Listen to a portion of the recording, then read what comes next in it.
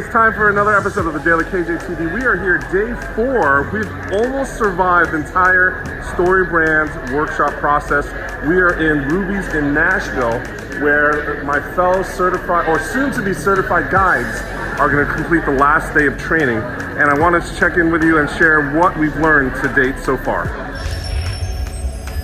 On the breakfast line, loading up before our workshop. It looks like they're feeding us just full of carbs today. Absolutely. Might be a little bit sleepy. You might have to wake me up during the training. You're going to have to wake me up. Mario, tell us, Mario Hood from Orlando, Florida. That's it. Tell us what you do back in Orlando. Absolutely, yeah. So I'm a full-time pastor over Gen Ministries, so basically 30 and under.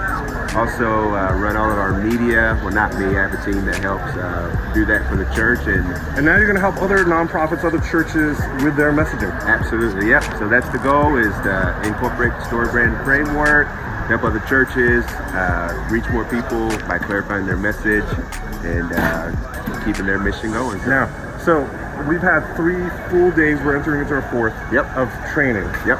What's one takeaway you can share with our audience? What's one thing that's stuck in your mind that you think has just been solid gold?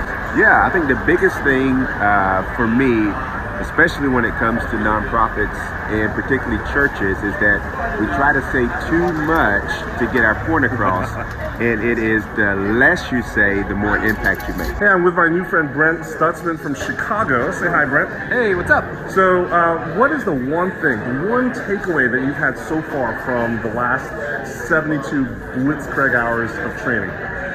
Well, there's a lot, but I think the one thing that I'm going to take away that I can use in just about everyday conversations is opening up a story loop. And what I mean by that is you want to invite people into a story, but the way you really do that well is you talk about a problem, but you really want to talk about their problem and how that you can possibly solve that problem with any of the skills, marketing, whatever you might have. But it all starts with the problem.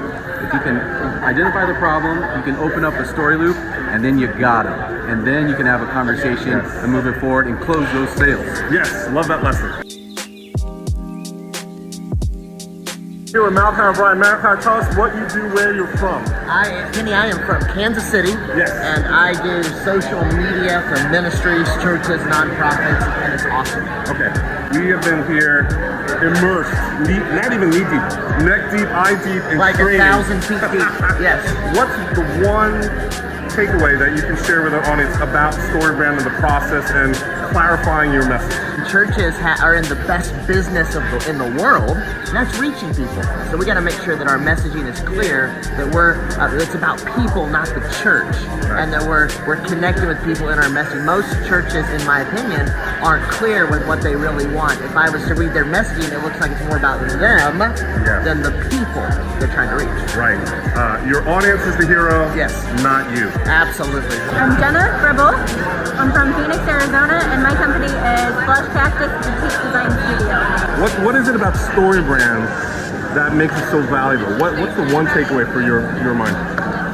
I think that you can use a framework to craft amazing marketing messages that are actually going to help businesses sell their products and make more money is the biggest takeaway. Gotcha. And then when you go back home, what's the first thing you're going to do when you tell your clients that you're equipped with this new framework? What's the end benefit that you're going to promise them, or you think you can envision bringing to the table? So I'm going to say, not only can I make you look good, but I can make you more money. Nice. Very practical. Everyone loves that. Thanks for the tip. Yeah. Here's my new BFF, my Story Brand Zen Master, Eric Upton. Tell us where you're from and what you do.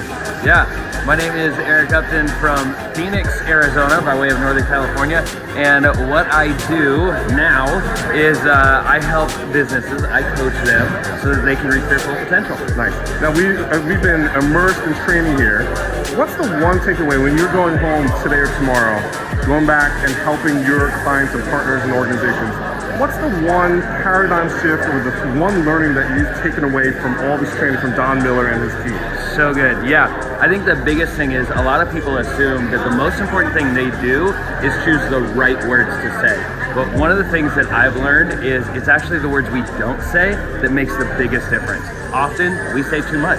And we need to understand the difference between not just using the right words, but choosing which ones not to use I instead. love that. Yes, that's so true. In fact, it's so easy to gloss over and forget. Yep. Well, I'm looking forward to seeing you put it into practice. Thanks for Thanks, this. man. Appreciate it.